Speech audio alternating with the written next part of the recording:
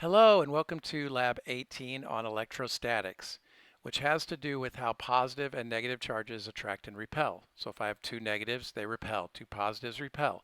Negative and a positive attract. Positive, negative attract. So that's kind of like charges repel, opposite charges attract. That's just the nature of the universe, the way it works. And what we're going to do is we're going to induce and conduct. We're going to create charges by induction and conduction and see what happens. Now remember, only the electrons can move. The positive charge isn't moving, only the negative charge. So we can polarize things or we can charge them with a negative charge. So let's start by bringing an uncharged rod close to an electroscope. So we're going to start with an electroscope. You can see one in the drawing here, but let me just bring up the first video so that you can see our electroscope. It's an Erlenmeyer flask with a rubber stopper and a copper wire through it. That copper wire has two pieces of aluminum foil attached at the bottom, and notice how they're just kind of laying down because there's no charge on them. If they were oppositely charged, they'd attract, but you're not going to get that in an electroscope. So there's basically no charge, and there's no charge on the PVC pipe either. So when there's no charge, nothing is happening. So now let's charge the rod and then bring that charged rod close to the electroscope and see what happens. So I'm going to charge it by rubbing it with some fur, which is going to generate a negative charge. And look what happens when I bring it close. It's just a little bit off screen right now, but I've got it right above the wire. And notice how when I bring it close, and I'm going to bring the camera in a little bit closer so you can see. When I bring it in close, those two pieces of aluminum foil move apart. And if I move it away, they come back together. Apart, together, apart, together, apart, together. Now this rod is negatively charged. So what's happening to the electrons in the wire? So this is just going to loop. Only the electrons can move, and the total number of electrons doesn't change. So if the rod is negatively charged, and it's at the top, where are the negative charges in the wire going to go? Okay, so basically answer that. That's 1A3. Bring the charged plastic rod near the discharged electroscope wire without touching it. What happens? Okay, so that was without touching it. So I'm not adding or taking electrons away from the wire because I didn't touch it. I'm just polarizing it. Now let's do 1A4, momentarily touch the knob. So so I can still inductively charge it and the electrodes move apart. Now look what happens if I actually touch it.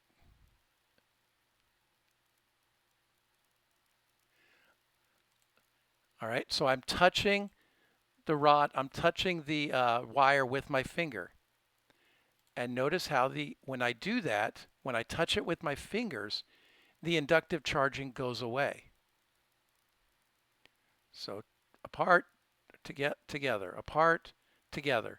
Now I'm going to touch it one more time. When I'm touching it, the electrons have nowhere to go. Or is it that they have everywhere to go? And the answer is everywhere.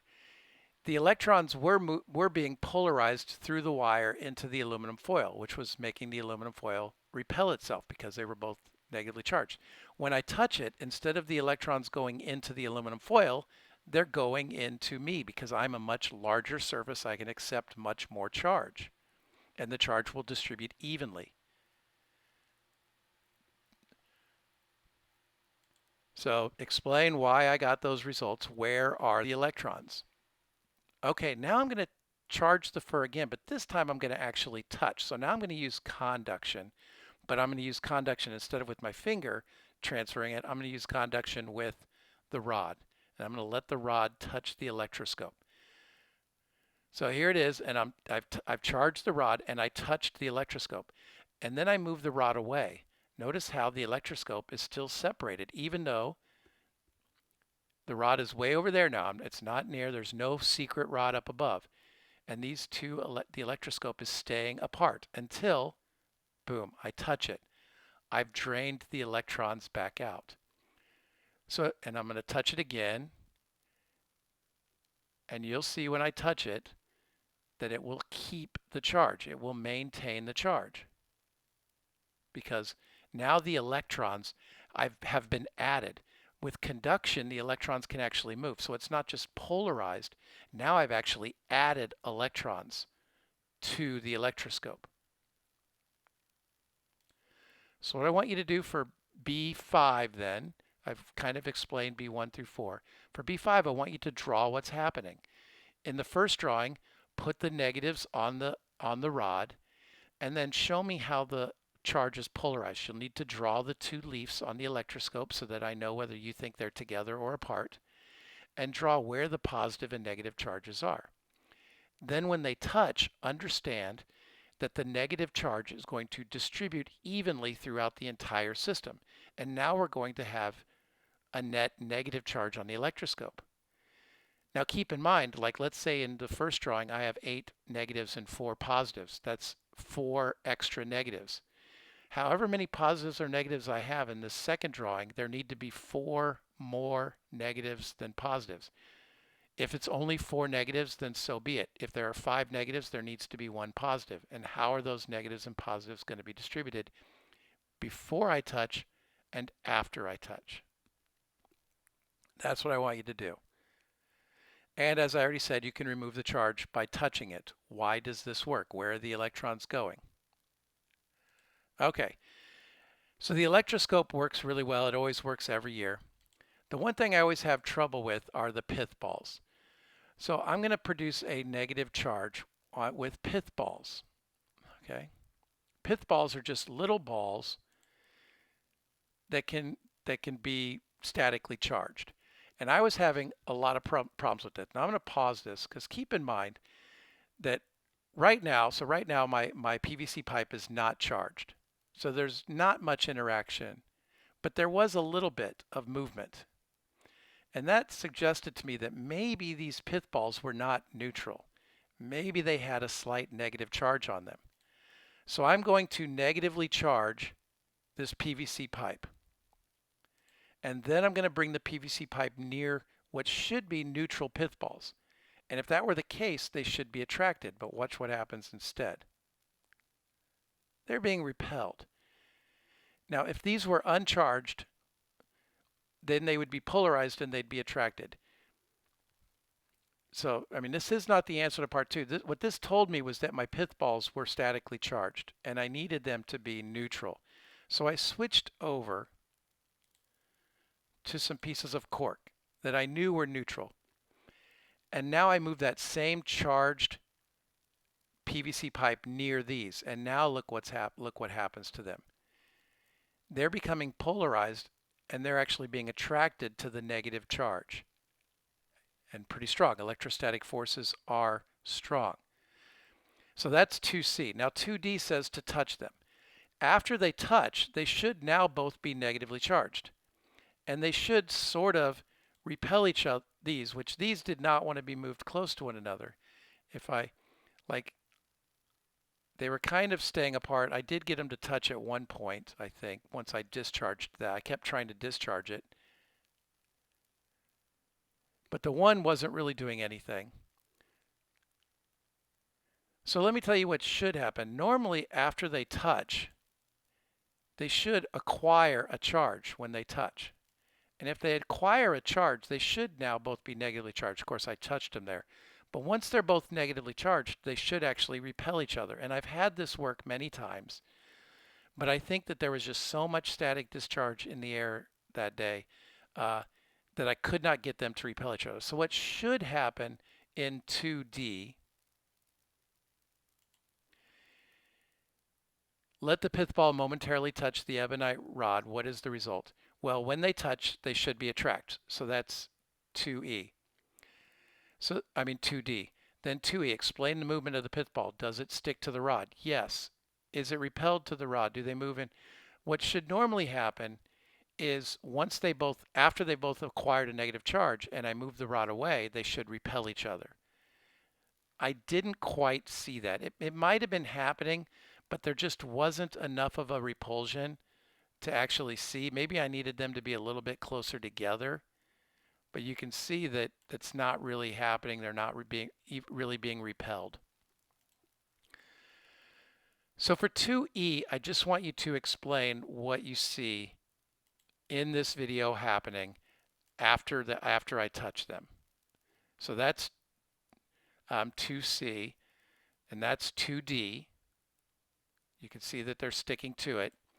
And then for 2E, just answer the question based upon what you're seeing here. And I'll let this video play out for a little bit. So that's production of a negative charge. That PVC pipe is negatively charged. What if I take and make a positive charge? Now, after the PVC pipe touches the pith balls, it should be like this. They should be negatively charged. So these pith balls became negatively charged, and you can see because they're being repelled by the negatively charged rod. So now let's go and let's positively charge. So what I've done, I'm going to pause this for a moment before it gets too far. I've positively charged this glass rod by rubbing it with silk. I've removed electrons from the glass. And we know that these pith balls are negatively charged from before. So what would happen if I bring that rod close to the pith ball? What do you think is going to happen? And then I'll play and you'll see.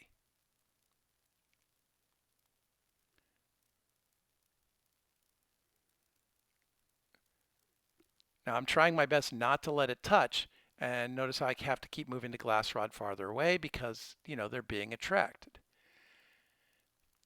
Now I did let them touch. Now after they touched, they should have been neutralized, but there was just too much negative charge on the pith balls for some reason, so it didn't quite work. Now what I want you to do, so I'll come back to this in a second. Explain that. So what happened to the pith ball, the negatively charged pith ball, when I brought the positively charged rod near it? After they touched, what happened? Really nothing happened. 3D, I'll just tell you the answer was nothing. There was just too much negative charge in the air. But I do want you to draw a picture of what should happen. So down here, draw a picture. In this case, remember that the rod is positive and the pith ball is slightly negatively charged. So what happens when they're brought close to one another? And then what should happen after they touch? Where should the negative charges or positive charges move? And remember, I've told you only negative charges can move. And then for 4, if the charged ebonite rod from part 2, which is negative, were brought near a charged pith ball from part 3, which was negative, what should happen? Now, yeah, I'll leave it at that. Normally, the pith ball from part 3 should end up with a positive charge, but today all I could get was a negative charge. And actually, take that back. I'm going to just give you the hypothetical to answer for number 4. If the charged ebonite rod from part 2, which would be a negatively charged rod, were brought near a charged pith ball from part 3, which should be a positive charge. It should be positively charged. So if I brought a negative ebonite rod near a positively charged pith ball, what should happen? Just tell me what should happen. You should understand that without even experimenting. Okay? Okay, now we're going to talk about a capacitor. A capacitor is something that can basically absorb charge until it reaches a certain level and then it discharges. So I have a capacitor and I discharged it. There are many different types of capacitors. And I am going to connect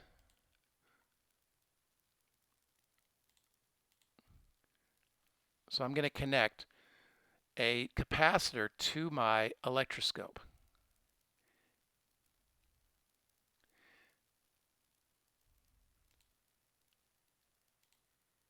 So there's my capacitor.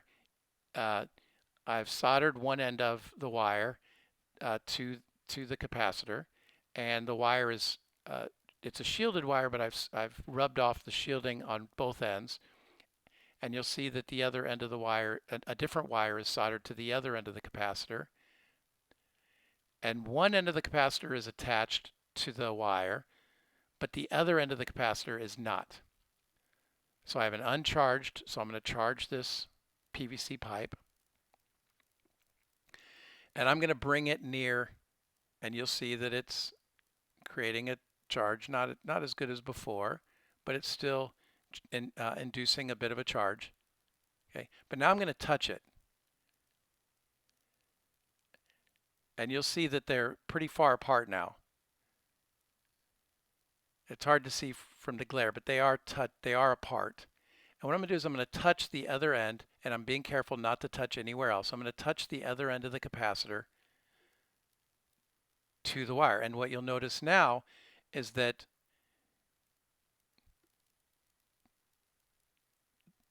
you'll see that that it's been discharged. The aluminum foil is now together. And even though my rod is charged, as long as the capacitor is connected, it's just like my finger. The electricity is discharging through the capacitor instead of through the electroscope. So the electroscope is absorbing the electrons that used to be being dissipated or polarized in it. And you can see that there's still a little bit of, I charge it up a little bit more. I could still charge it again. So I've charged it again, and I can discharge it as before. So it wasn't some magic trick. The capacitor really was taking up that electricity. So knowing these results, whatever you may already know, what is the function of a capacitor? Remember, like I said, what would happen if I kept charging that capacitor? It eventually would discharge, and you could have, as you can see, many different sized capacitors. This is the largest one that I have. So they come in many different sizes. They can handle many different microfarads. That's what the MFD means. 30,000 microfarads. That's pretty good. Maximum surge of 95 volts. So that could give you a nice little tinge if it was fully charged. So think about what a capacitor might be doing there. Now for the last bit, shielding. I'm going to charge a rod, and this time I'm going to bring it close to an electroscope that's been shielded. Notice how I put some rubber tape on the top. Now I'm still going to be able to get a little bit, but not as much as I was getting. So I'm still getting a little bit of induction. So I'm going to add some extra shielding. I'm going to put a big piece of Pyrex over it, but I'll still be getting just as close as I was before I put that. I'm going to even touch it. And it's hard to see through this glass, but once I get the camera down, you're going to see that you're not going to see them separate. They're in there, and if they separated, you would notice, but they're just not separating. Maybe the slightest amount. I got a little bit of separation there. But I'm trying to get them to separate as much as possible, and it just isn't happening as long as that is covering it. And then as soon as I take it off, I can basically see where they were. So that's about where they were. They're just kind of hanging down. They're not completely flat because they're bent a little bit, but I'm trying to get it as close as I can, and they're just not moving apart. Most of what you're seeing there is just reflections of things in the PVC. I mean, in the glass. But now that the shielding is gone, I was able to get it to move. So that's shielding. So I charged. So what happens to the leaves when they're shielding? Do they move? Do they not move? Do they not move as much? I tried to charge the electroscope by touching the rod to the plastic. Did it permanently charge? Did you see a permanent charge there anywhere? And then why would you want to shield? Like, can you think there are like many reasons, but just give me one valid reason that you think why that they would do that. So there's no full lab write-up here. I just want you to answer these questions, and you can go back through this video as much as you need. Ask me questions. Try to get it in by the due date. And yeah, just ask me questions if you have. Good luck. I know there's a lot to this lab, and we probably, honestly, I don't even know if we'll get to it all in class because we only have 30 minutes instead of 45 like we used to have. That 15 minutes is kind of necessary. But I doubt that I'll take anything off of the lab. I think we can still answer all of these questions and draw the pictures because it'll help us towards the test. All right, so once again, email me if you got any questions. Have a nice day.